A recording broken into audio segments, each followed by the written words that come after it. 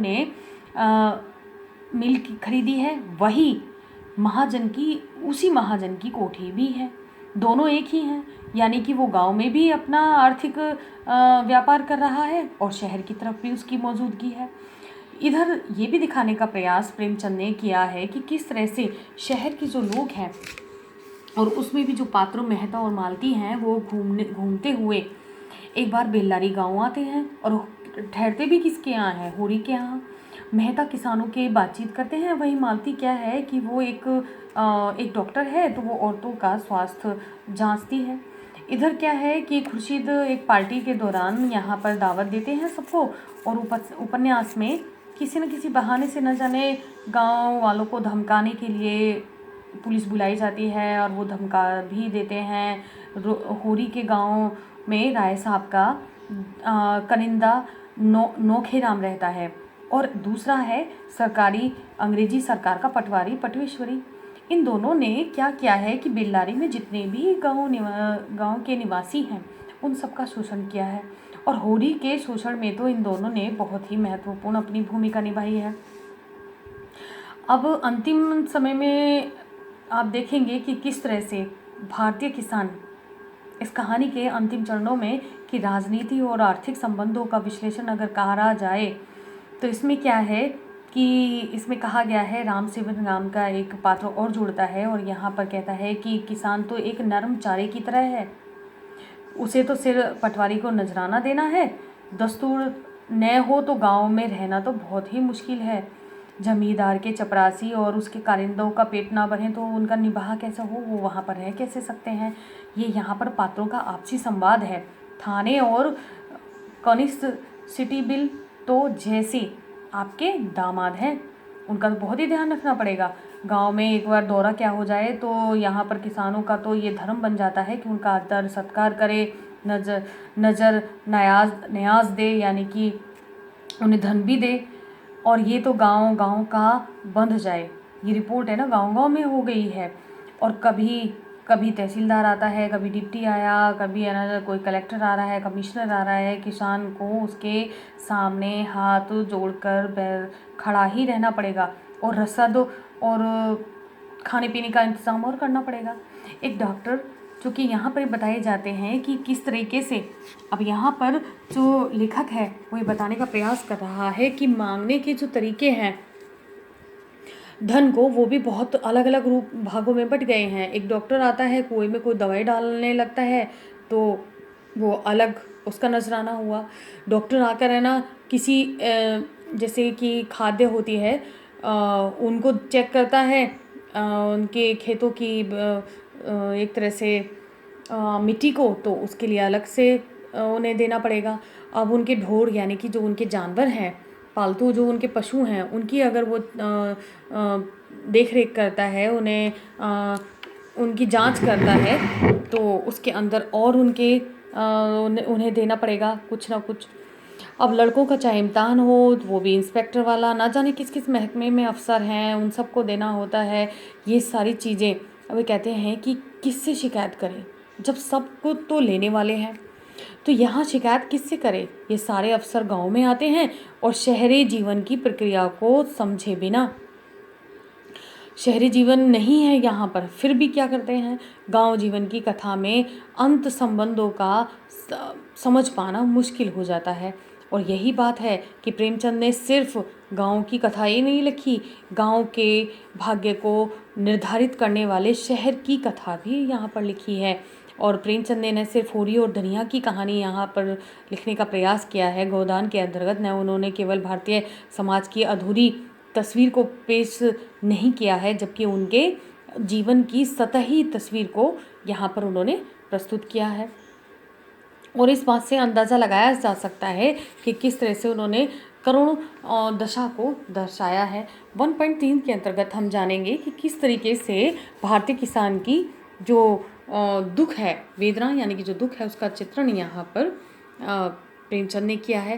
प्रेमचंद की जो रचनाएं हैं वो संपूर्ण भारत के किसानों का दुख का वर्णन नहीं कर रही हैं यहाँ पर तो वो सिर्फ उत्तर भारत के एक जमींदारी प्रथा के भीतर आने वाले जो किसान हैं, यहाँ पर सिर्फ उनका वर्णन किया गया है। और इस वर्णन के अंतर्गत कैसे जमींदारी जो प्रथा है, आप जानेंगे कि किस तरीके से जो जमींदारी प्रथा के अंतर्गत किसानों का वर्णन किया गया है। ब्रिटिश काल के दौरान भारत में अंग्रेजों ने कुछ हिस्सों में रहमतवारी और कुछ हिस्सों में इस्तमतवारी, ये दो व्यवस्थाएं लागू की थी। रैयतवारी जो व्यवस्था है उसमें लगान हम सीधा अंग्रेजी सरकार को जाता है, लेकिन इस्तमवारी जो व्यवस्था है इसमें ये काम है ना बिचौलिए करते हैं, यानी कि मजदूर वर्ग करते हैं। और पहले मजदूर वर्ग यहाँ किसानों से लगान लेते हैं और फिर उसे जाकर अंग्रेजी सरकार को जमा करते थे। जमींदार ही अंग्रेजों को जमा करने जाते थे। दोनों रियासतों में भूमि की व्यवस्था तो थी, सामंत भी बहुत सारे थे। गोदान का जो प्रमुख पात्र होरी है वो भी भौगोलिक दृष्टि से संपूर्ण भारत के किसानों का प्रतिनिधित्व बिल्कुल नहीं करता है। वो सिर्फ उत्तर भारत के एक जमींदारी प्रथा के जो किसान हैं उसका वर्णन कर रहा है। यहाँ पर गोदान में जो किसान हैं वो गोदान के अंतर्गत जो किसान की जो यहाँ पात्र की भूमिका निभा रहा है होरी, इस गांव के अंतर्गत 3 प्रकार के किसान हैं।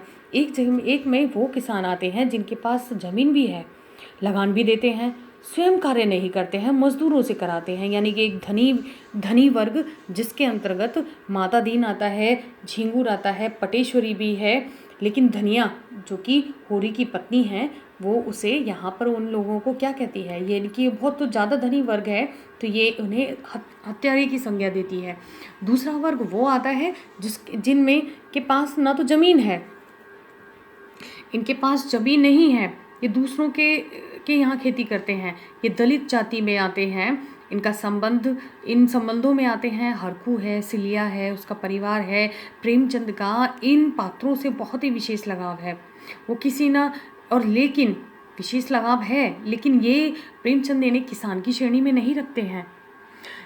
इनका जो तीसरा मत है, यानी कि बेल्लारी में जो किसान हैं उनका जो तीसरा रूप है वो है उनकी अपनी ज़मीन, स्वयं का कार्य भी है, मतलब वो स्वयं वहाँ पर अपने खेतों में काम भी करते हैं और लगान भी स्वयं ही जमींदारों को देते हैं।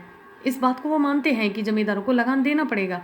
और प्रेमचंद भी इसी वर्ग के किसानों के पक्षधर हैं। और गोदान के जो होरी है, गोदान का जो होरी है जो कि मुख्य पात्र है यहाँ पर, वो भी इसी किसान के इसी भाग का रूप है। वह होरी जो धार्मिक और सामाजिक भावनाओं से जकड़ा हुआ है, असहाय एवं बहुत ही ज़्यादा एक खेत के मजदूर के बनने तक की उसकी कठिन परिस्थितियां आ चुकी हैं। वह छोटी छोटी बेईमानी भी करने लग जाता है। उसे अपने किसान के अस्तित्व को, यानी कि वो किसान को बने रहना चाहता है, वो अनैतिक कार्य भी करता है लेकिन अपनी नैतिकता की ओर बढ़ते रहता है। और यहाँ पर जो यहाँ पर जो लेखक है वो भी इस बात में गौरव महसूस करता है। अब यहाँ पर किस तरीके से प्रेमचंद ने जो पाठक हैं वो किस तरीके से 2 भागों में बट गए हैं। वो 2 भागों में बटकर भी यहाँ पर पाठक गोदान का विशेष रूप से कौन है, गोदान को लेकर प्रेमचंद के किसानों को संबोधित नहीं किया है। यहाँ तो उसने एक तरीके से उसने किसानों को लेकर कहानी नहीं लिखी है, उसने एक ऐसे मध्यम और शिक्षित वर्ग के पाठकों को एक ऐसे जीवन से परिचित कराया है जहाँ पर किसानों के अंदर बहुत सारी संवेदनाएं हैं, मानवीय संवेदनाएं हैं, जिसके अंतर्गत हर्ष, शोक, द्वेष, घृणा, इन सब का समावेश है, इन सब के भाव हैं। देहात से वो अनभिज्ञ हैं, यानी कि जो गांव का जो जीवन शैली है वो उसे नहीं जानते हैं, वो उनसे परिचित नहीं है। शिक्षित वर्ग के सामने आने पर जब ये इस नाटक की कथा सामने आती है कि जैसे गांव का एकदम से नक्शा उतर आता है और पाठक भी परिचित हो जाता है। शहरी भागों का जो पात्र है वो गांव में आना भी उसका एक उदाहरण बन गया है इस उपन्यास के अंतर्गत। और भाषा की स्तर पर देखा जाए तो उन्होंने लिखित रूप में प्रस्तुत करना उनका उनके संवादों को, पाठकों को उनकी भाषा को पठनीय बनाना, यानी कि वो पढ़ सकें आसानी से, ये कार्य भी बहुत चुनौतीपूर्ण रहा है। लेकिन होरी के रूप में एक ऐसा पात्र जिसने कुशलता से इस कार्य को किया। अगला पॉइंट है कि गोदान में गाय का क्या महत्व है। किस तरीके से ये जो पूरी कथा है एक गाय के आसपास ही घूमती है। किसान के अस्तित्व की रक्षा और उसके जीवन में उल्लास, यानी कि उसकी खुशियाँ, उसकी उमंग, ये सब गरीबी, दुख, दैन्य और पीड़ा से, जैसे उसने अन्याय और अत्याचार का वर्णन दो पात्रों ने बड़ा खुलकर इस पर विस्तृत बात की है। लेकिन शहरी पात्र के रूप में जब हम देखेंगे तो वहाँ तो सिर्फ हास्य है, वो हंसी के ही प्रसंग लाता है। होरी के मन में गाय की जो लालसा है पूरे उपन्यास के केंद्र का कथा रही है। गऊ यानी कि गाय होरी के जीवन का एक बहुत बड़ा दिव्य स्वप्न बन गया है और उसे बड़ी साध है, बहुत आशा है।